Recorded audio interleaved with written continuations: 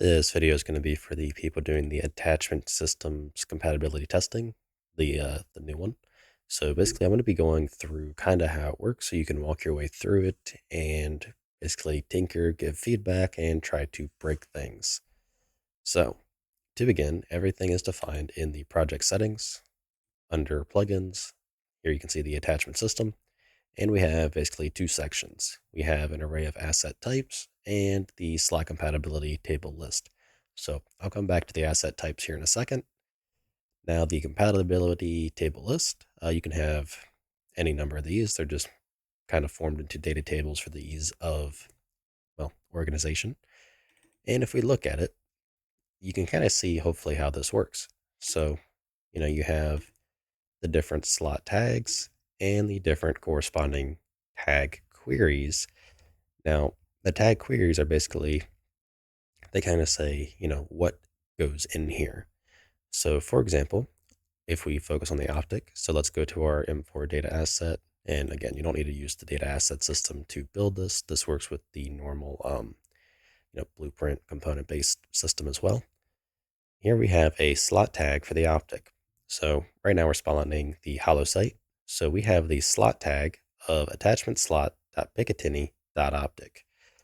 And if we go to that, here's our attachment slot.picatinny.optic, and we view the query, we can see the set of conditions of what attachment is allowed in here. So in this case, we want to make sure that whatever attachment it is, it has the tag attachment.picatinny, and we don't want to allow specific Picatinny attachments on it though. So in our case, we don't want to allow a foregrip, light laser, or offset Picatinny into that optic slot.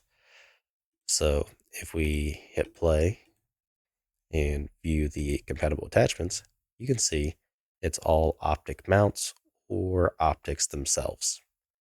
So that's how it's set up by default. So if we take an example that is, I went ahead and left an issue in there so we can see how to make a change. We'll take the handguard. So here we have our handguard, and we're going to focus on the top Picatinny rail. So let's go ahead and open the handguard data asset. And here's the handguard top. So the handguard top is attachment slot.picatinny.handguard.top. And if we look through the compatible attachments, we can add, a light laser to the Picatinny, a vertical grip, which we don't want, and a 45 offset. So we don't want to be able to add this this vertical grip here. So how can we, prevent that? First thing is going to be through the query. So if we find the handguard top right there, let's look at the query. We accept any that are attachment.picatinny, but we ignore any that are optic or optic mount. So we just want to ignore as well the foregrip. So hit OK and save. And that is all. So now we no longer have, the vertical grip as part of the possible attachments that can go on the top of the Picatinny, well, on the top slot of the handguard. So the way that these tags are set is, again, through gameplay tags. So by default, I went ahead and set up these data assets. They implement the gameplay tags, and same thing, the SKG actors by default also implement that same gameplay tag interface.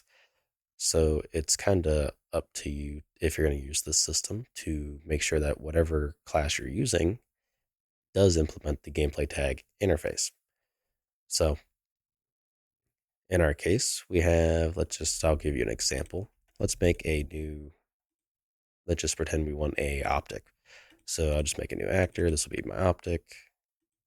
Give it a static mesh so we have a visual representation that it is an optic.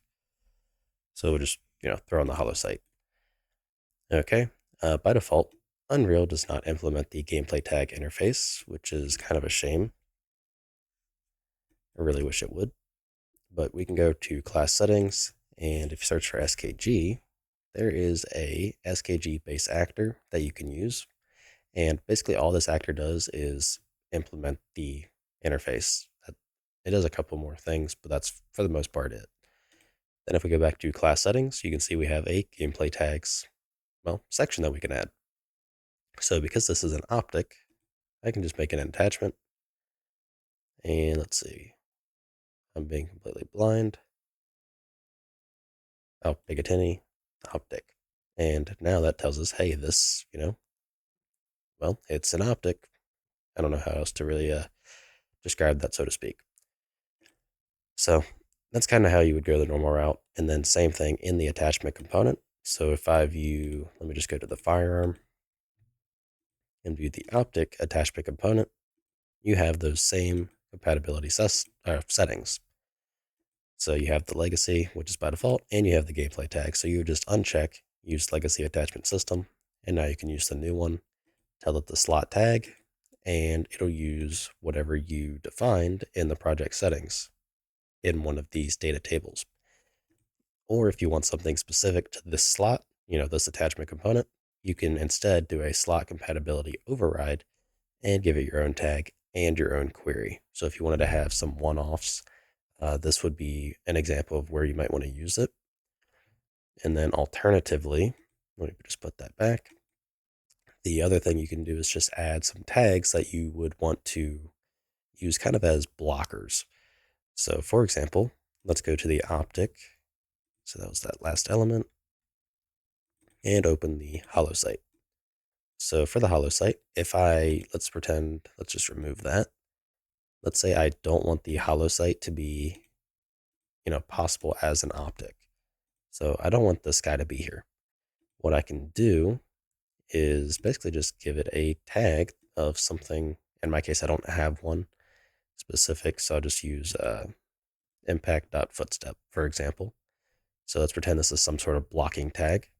And then what I can do is in the attachment compatibility for the Picatinny to optic slots, I can just block that tag. So impact.footstep is now basically a blocked tag for this slot. So when I hit play now, you can see the hollow site is no longer a possible attachment for this guy right here. So that's basically how the system kind of works. It's pretty simple, and you can do a lot through the queries. So these asset types. So what these asset types are, let me actually go into code so I can better show. Okay, so those asset types are used for the compatibility by default. And this is to better allow it to, I guess you could say, mimic the old system in terms of functionality and use, because you can have similar functions such as before we have get compatible attachments, now we have get compatible attachments from primary assets. So this uses the asset manager and the asset IDs as basically just a way to tell you like, okay, what data assets, and the data assets, remember, are used for the construction of new actors, are compatible with this given attachment component. So it allows you to work, again, very much like before, but with the new data construction system. So you don't have to, it just makes it a little bit easier. But that's really what those are for. So you just tell it, which ones do you want to scan? And that's kind of about it. If you don't want to have any sort of optics for whatever reason, you can just literally remove the scanning of the optic. And now we should have nothing. We have no optics at all. That thermal's gone. And even if I went through and I removed that restriction that we just put in place, you're still not going to have any optic, just the optic mounts. So you say there's nothing. So that's how those are set up to work as well. So if you subclass, you would throw those in here and all that kind of stuff. But anyways, that is going to be all for this video.